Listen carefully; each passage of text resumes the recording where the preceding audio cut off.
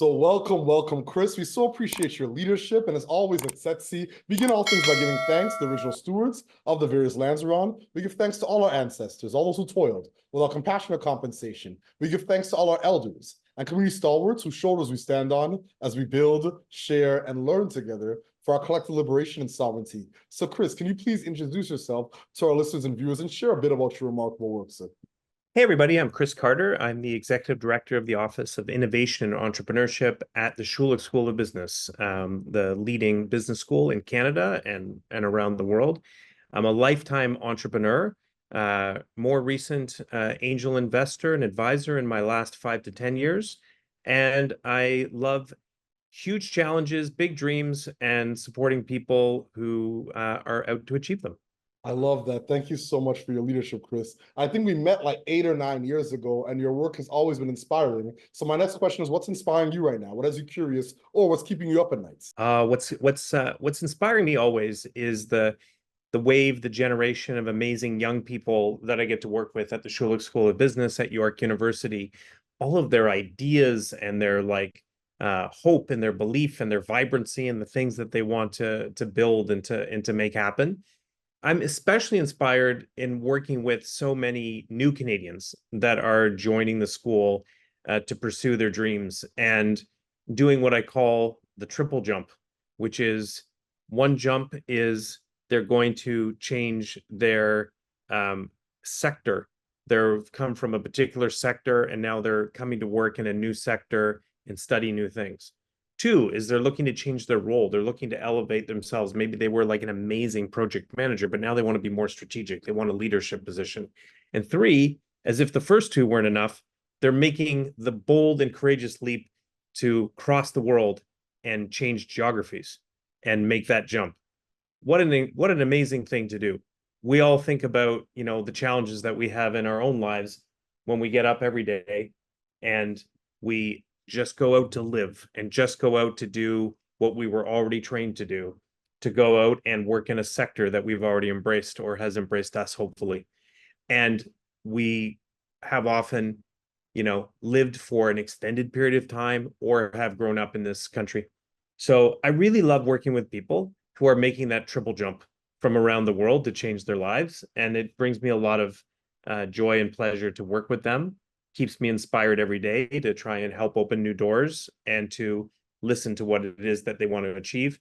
And at the same time, they're teaching me so many things as well about life and about dreaming and about taking risks. So I really love the environment that I get to work in, and that inspires me a lot. That's incredible. So my next question is, what are some of the challenges and barriers you and your colleagues are approaching? And how are you trying to overcome some of these challenges and barriers? It's a good question, and I think I'll give you 2 examples. One is on the career front for these young, brilliant people, and one is on the entrepreneurial front. I think in both cases, I think,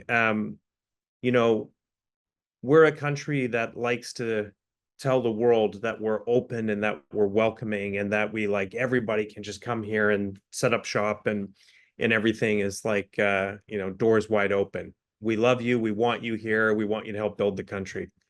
But I think there's a lot of intense systemic barriers that are set up all throughout the companies and the organizations, government, and all sorts of systems that are out there that really intentionally work to block access to those paths and those futures and to fight against the dreams that people have. I think, none is ever, one that is always present to me is just the level of risk aversion within organizations that are looking to hire new people. And they're always looking for people to be like, do you have Canadian experience? Do you have localized experience?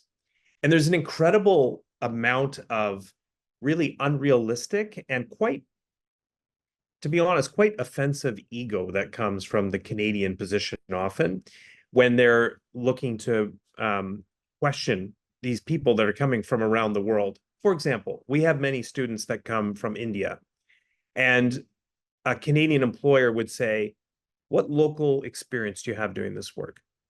Well, this person who's our student, soon to be graduate, may have worked at an Indian company that this Canadian employer has never heard of before because they're living in a very closeted world and they haven't actually heard or embraced the great Titan technology brands of India.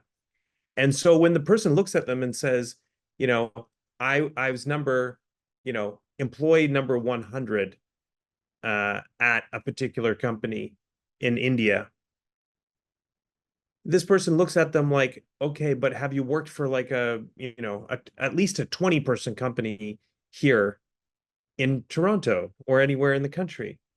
But were part of building a company that dwarfs and actually like surpasses and is like magnificent in scale compared to the largest company in our country doing the work.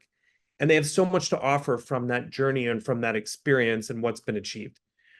So it's quite ridiculous, harmful, and racist at its core, to have these kinds of barriers thrown up in front of people in their journey. Now, of course, our students who come to Schulich are blessed and benefited as well, though, by the network, the brand, that access that comes with coming through like an iconic business school. And yet still, people face this. So I think myself and my team, as it relates to helping the people who come and work with us through our programs at the school, are very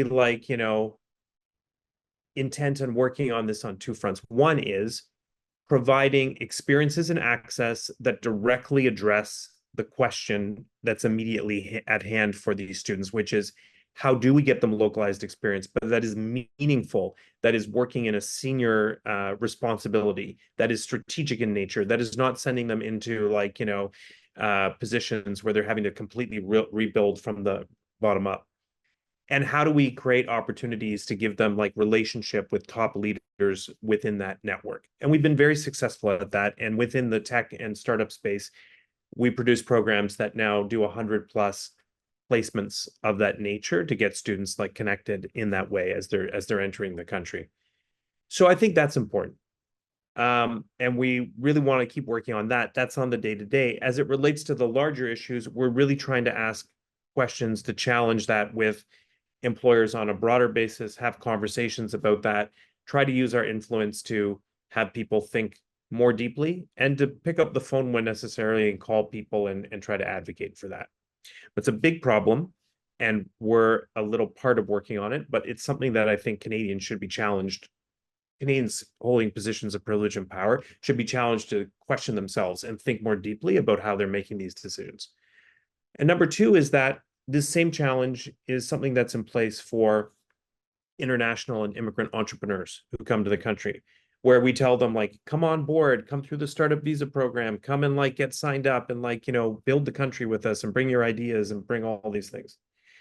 But then there's like a conservatism that is also inside the Canadian mindset that says, well, are you really going to succeed? Do I really want to open that best door for you? Am I going to invest in you? Am I going to actually like take a risk on you and give you access to those top clients and relationships and networks that I have? Or do you need to prove yourself all over again? Do you need to like show me you can actually survive and then I'll open the door, right? So these are like ugly truths that I think a lot of people know, but a whole other group of people are like have decided to be oblivious to, even though they're experiencing it and watching it happen all day long.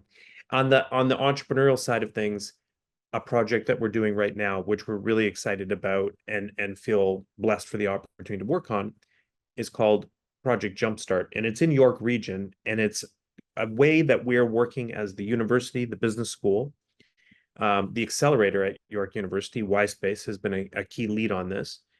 And then with a local innovation agency and accelerator called Tree Frog out of Newmarket, Ontario, working with the York Region government. And we're designing an entire approach to how we onboard international entrepreneurs into the region to give them better immediate support, access, open doors, mentor relationship with top executives, government officials, and really help not just to say, hey, come set up shop and like good luck and hope it goes well, but actually get on board to like open those doors. So these are some of the things that I'm like really interested in working on with my time, and also some types of programs that we're designing and creating to try and help make change.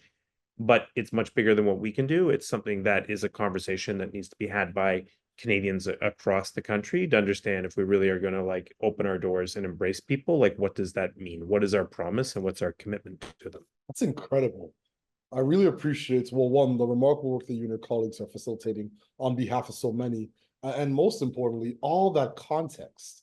It's truly inspiring. So once again, I really appreciate and applaud your leadership. This is a perfect segue to my next question. What is your ultimate goal, and what does success look like and feel like to you and your colleagues?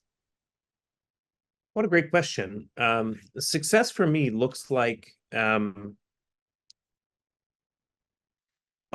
1,000 different emails, phone calls, messages, WhatsApp, wherever you hang out online, moments where the people who we're working to support and to be in relationship with and to build up just as they build us up at the same time, when they have those moments of breakthrough, when they have those moments where they've gotten to that next level, that next opportunity, either with their business or either with their career, with life in general, prosperity, and they reach back and they either privately or publicly express that the environment that we created, both with the Schulich Business School and York University, but also with the Schulich Startups program that I run specifically, which is the startup ecosystem for the school. When they take a look at that and they say, that was a group of people who cared, this was a group of leaders who cared, and they really like went above and beyond. They didn't just talk, they actually got involved, they opened doors, they called people, they like, made it happen and allowed those people just to shine with all the brightness that they already have in their lives, but just gave them that opportunity to get through the door. So success looks like that, level one. Level two of success is now watching that become a cultural commitment and an energy design that is in the community that we've created. And so more and more people are leaned into doing that for each other. More and more people are like, yeah, I want to help with that, who are established Canadians. And more people who have come as new Canadians and gone through that experience have their hand up and say, like, give me the next person in line. I want to help that next person. I want to carry that forward. So for ourselves who are designing the Schulich Startups community, I think ultimately, if you were to like even project it past my eventual retirement, which is nowhere near, but it will come down the road.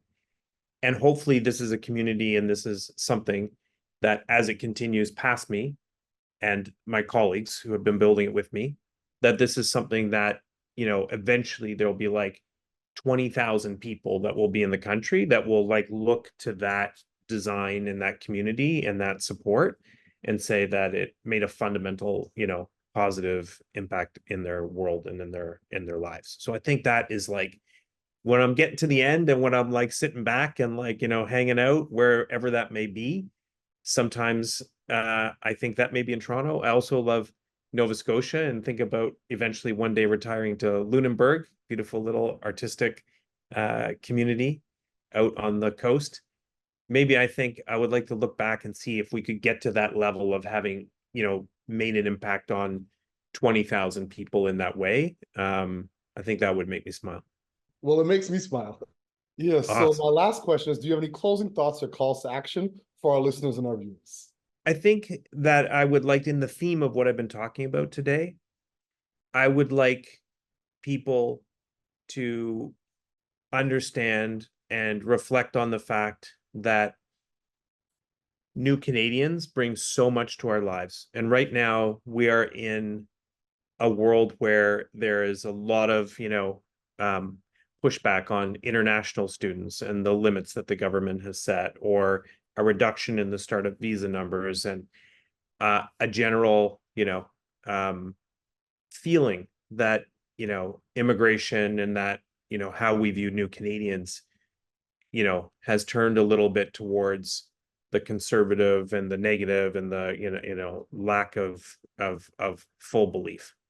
But I would say that this is a self-fulfilling prophecy. Like if we want to actually like grow as a country and build together, and build with people coming from around the world, which is an absolute imperative for us as we continue to build the nation, then we should all be individually committed to that as well too. And so see that as a collective promise that we've made, and a collective promise, not that we just are like, yeah, let's shake hands, let's say, hey, welcome, oh yeah, great, we're happy that you're here, but that a promise is something that is tied to access and information and networks. And, each one of us can take 50 moments during the year where we can open the door a little bit wider for people. And collectively, that will not only be the right thing to do, it is the thing that will lead to our collective community success. So I'd say, yeah, take that moment and take a risk on people. And when they're here and newly arrived and experiencing everything that the country has to offer and have big dreams, invest in their dreams as well too. Well, congratulations, and I really appreciate all those incredible sentiments and your visionary leadership and solidarity, and most importantly, your commitment to community economic development. What you and your team is doing is truly remarkable. So I applaud you for all that you're doing for so many. And as always at Setsi, we close this interview, this conversation, by giving thanks to the original stewards of the various lands we're on. We give thanks to all our ancestors, all those who toiled, the compassionate compensation. We give thanks to all our elders and community stalwarts whose shoulders we stand on as we build, share, and learn together for our collective liberation and sovereignty. Thank you so much, Chris. I appreciate you. Thanks, Victor. I had a great time chatting with you.